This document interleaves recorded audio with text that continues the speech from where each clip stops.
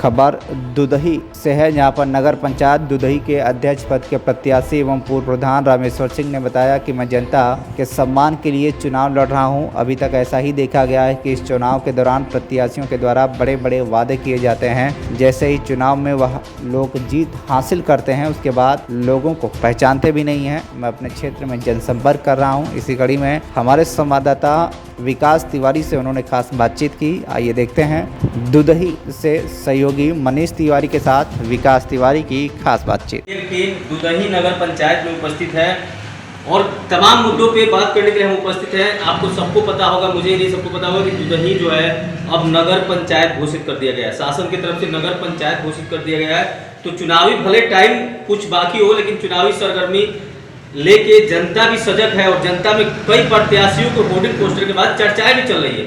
लेकिन जो विशेष रूप से चर्चा में बने हुए हैं, आज वो हमारे स्पेशल मेहमान हैं इस शो के, और हम उनसे बात करेंगे और उनसे जानेंगे कि इनका विचारधारा क्या है और क्या सोच रखते हैं। और पूर्व में ये जनप्रतिनिधि प्रधान रह चुके हैं, तो प्रधान के दौरान इनकी क्या उपलब्धियां रही थी कि जनता सबसे अलग इनको नोटिस करे और इनको अपने पक्ष में मत करे। पहले परिचय लेते हैं। जी सर। मेरा नाम रामेश्वर सिंह है जी, पूर्व प्रधान दुधही। सबसे पहले तो मैं आप इंडिया न्यूज वाले को दुधही नगर पंचायत में हार्दिक स्वागत करता हूं। बहुत बहुत धन्यवाद सर, आपका बहुत बहुत स्वागत है। तो सर, आपकी विचारधारा क्या रहेगी इस बार चुनाव में? देखिए, मेरी विचारधारा है कि नई सोच युवा जोश को लेकर के मैं चल रहा हूँ जी। और मैं 2010 से 15 तक प्रधान रहा दुधही का। उसमें मैंने जो किया दुधही के लिए जी, वह सब लोग इस चीज़ को जानते हैं। मैंने जब दुधही में प्रधान हुआ तो सबसे पहले वहाँ एक सफाई कर्मी के भरोसे दुधही बाजार का सब व्यवस्था था।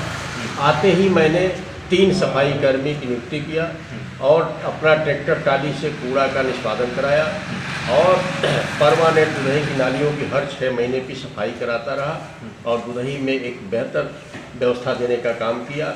उसी सोच को मैं लेकर के आया हूँ कि अगर जनता मुझे मौका देती है तो मैं दुधही नगर पंचायत को आदर्श नगर पंचायत बनाने का काम करूंगा। जी बिल्कुल, होना भी चाहिए। और जिस जो पंचायत था वो तो अब नगर पंचायत में आ चुका है सर। जी जी, जहाँ जिस ग्राम सभा में आपने कार्य किया है वो तो नगर। एक इन्होंने एक बात कहा कि युवा जो उसको सर क्या लगता है कि अगर आप अध्यक्ष पद में जीत के आते हैं तो युवाओं को किस तरह की जिम्मेदारी दी जाएगी? देखिए, हमारे सभी जो लोग मित्र हैं जी, मैं उस समय भी यही काम किया कि अपने बोर्ड के अलावा एक टीम बनाया था जी, हर क्षेत्र में हर टोले पे, कि मेरा विकास का काम हर टोले पे जाए, कि कोई टोला अछूता न रहे, छोटा हो चाहे बड़ा हो। और वो सब लोग मिल करके, हमारे जो नए लोग थे वो सब लोग मिल करके, चाहे वो विवाद का निस्तारण हुआ हो, चाहे धरती पे जो भी कोई काम हुआ हो, सड़क नाली प्रकाश की व्यवस्था, मैंने कब आएगा तो मैं करूंगा। मैं अपने पास से व्यवस्था कराता रहा, पैसा आता रहा, उसका समायोजन होता रहा जी।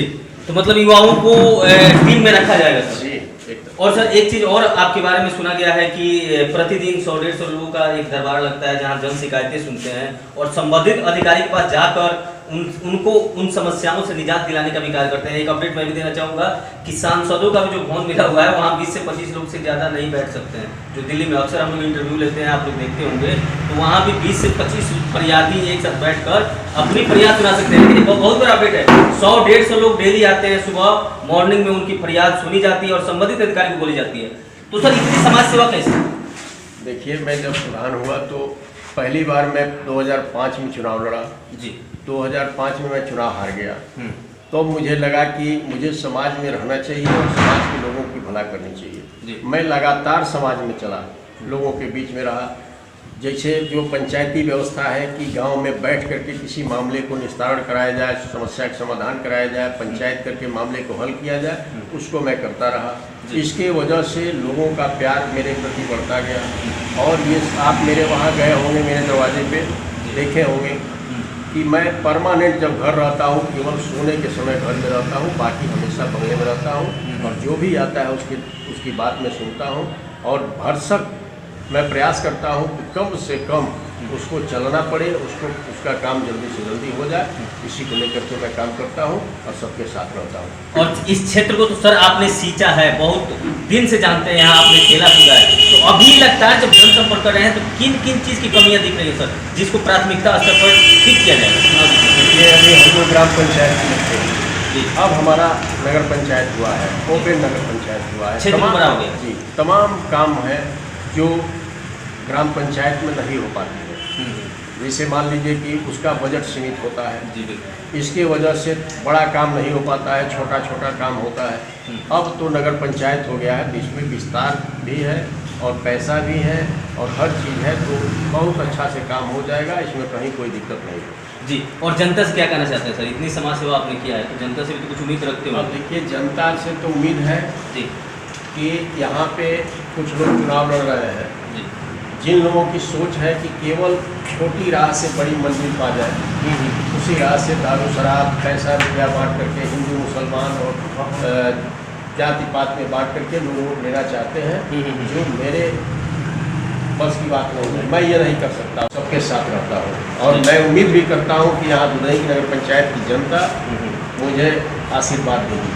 जी, बहुत बहुत धन्यवाद सर। टीवी वन इंडिया से बात करके बहुत अच्छा लगा। सर ने काफ़ी अच्छा एक बात कहा कि अगर मैं चुनाव जीत कर आता हूँ तो आदर्श नगर पंचायत घोषित होगी, और आपको पता होगा कि जब कोई नगर पंचायत आदर्श हो जाता है तो वहाँ सारी सुविधाएं उपलब्ध होती हैं, सड़क नाली जितनी भी दिक्कतें होती हैं लोगों को, एक आम जनमानस को जो आने जाने में, और जितने भी योजनाएं सरकार की तरफ से चल रही होती है, क्रियान्वित है, वो सारी योजनाओं का लाभ उस क्षेत्र में आने वाले सभी व्यक्तियों को मिलता है। आप देख रहे हैं टीवी वन इंडिया न्यूज, साथी पत्रकार मनीष तिवारी के साथ मैं विकास तिवारी। नमस्कार।